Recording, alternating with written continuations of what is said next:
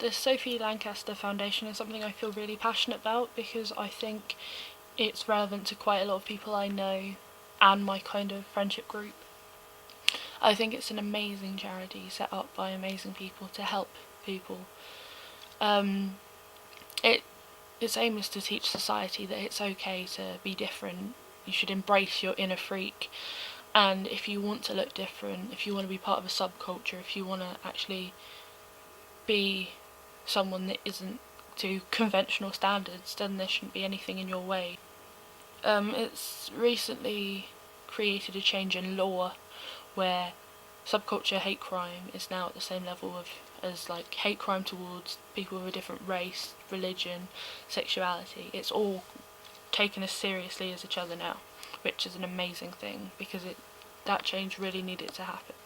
So my personal story is from about the age of 10. I started listening to rock music and that kind of area of music, so rock and metal and stuff like that. Naturally, as my interest grew in that kind of music, so did my taste in clothes and the way I dressed. So over the last 9 years or so, I've gained a lot of piercings, I've started to dress a certain way, I live in band t-shirts, wearing a My Chem one right now, modified My Chem. Dyed my hair numerous amount of times, probably very bad for my hair, but I've been to rock festivals, I've been to several gigs, I've moshed with crazy animals, I'm best friends with people who are in metal bands. It's all kind of combined into this culture of listening to rock music, and I've pretty much done all of it minus tattoos, which I will eventually get to. Not to say that people who listen to this kind of music have to have it, but it's like the stereotypical view of people into rock music. All of this, however, should not be used against me. I mean, it defines me as a person, but I would rather people not use it to define their attitude towards me. Obviously, I'm very proud of who I am, and I'm proud of the music that I listen to, and the people I know who also listen to that kind of music are very proud, and it's all just development of who they are. But it's not something that we could use as a weakness towards somebody. I think the world needs flavour and variety, and that's what makes the world so interesting, because we're all not the same. And that's how people become friends, because everyone's different and you want to be friends with people who are different so they can teach you new things and you can hear new music and stuff like that. Obviously with this, some people aren't as accepting to people they don't know or they don't fully understand what that person's about. I think what the world needs is for people to feel comfortable in their own skin, even if they choose to modify it, because that's their choice, and if they want to do that, it's completely up to them. I don't understand why something that wouldn't harm other people should be used against someone. Belonging to a certain subculture is quite difficult for some people to understand. They see that you have holes in your ears or tattoos on your arms, and sadly sometimes that's all that they see. They don't quite understand that there is a person underneath that, and they just take it at face value and they believe that that's all you are. Something I hate is the fact that people believe that they could judge me on that kind of stuff. Like, that my piercings give an insight into my personality and my view on life, and that excessive eyeliner somehow says that I've got some sort of connection to Satan and devil worship, and that my bracelets are hiding suicidal tendencies. People just come to this conclusion that certain things you do mean something. Like, do you know what facial piercings mean?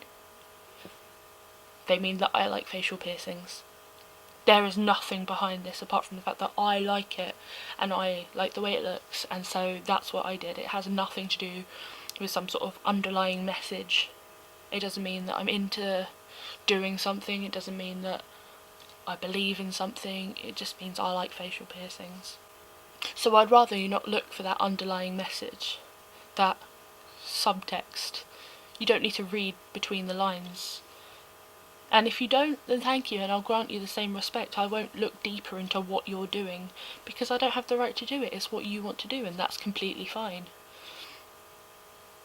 Growing up, I've met quite a lot of people that didn't understand where I'm at and what I want to be and what I'm trying to portray. some people just don't understand my style and my friend's style, and because they don't understand it and it's not like theirs, they believe it's wrong, which is quite harsh, because some people don't want to look like everyone else. Some people want to take their own individual turn on something. The amount of times I've been asked what I am, asked if I'm a goth or a grunger or an emo, and my answer of I'm Molly will never suffice to them. I don't know what they're expecting, because I've never attached myself to a subculture, and I don't think I ever will, because I have such a broad taste in everything that I couldn't just devote myself to a certain subculture. So yeah, my main reason for this video is because I would love to understand where people are at when they think they have the right to judge somebody by the way they dress or the music they listen to. The conclusion of seeing me in a Slipknot t-shirt means that I must be some sort of satanic weirdo, and I'm not, and 99% of Slipknot fans are not satanic weirdos. I mean, that's not, you don't quote me on that, but I mean, maybe we're just normal weirdos, you know? So yeah, I think the Sophie Lancaster Foundation is amazing, and if you don't have a wristband, you should definitely get one. I'll put the link in the description box. It stands for Stamp Out Prejudice, Hatred, Intolerance Everywhere. So really it's just raising awareness of how people are different, and we should embrace that. And embrace your inner freak, because, you know, if that's who you want to be, that's who you want to be, and don't let anyone else get in the way of that. I don't see why you should have to be defined by other people, because the people that are judging you, they've clearly made the decision to be like themselves. They've made the decision to wear the clothes they want to wear, to listen to the music they want to, and they are given that right because people don't question it. So why should certain subcultures be given the pressure to be questioned about what they want to be and who they want to listen to? Yeah, so definitely check out Sophie Lancaster. There's a lot of stuff on YouTube about it. There's articles, there's videos, and it is very interesting. And if you feel like you've witnessed this kind of stuff, then it's nice to know you're not alone. Obviously with Sophie, it was a very extreme case, and sometimes in this world you might just be called a name, get shouted at across the street, you might get some sort of abuse online because of the way you dress or the style that you have committed yourself to. But, you know, stuff like this will hopefully raise awareness and stop things from happening like this so often, and maybe one day we'll all be accepting of each other. Maybe. One would hope. But anyway, thanks.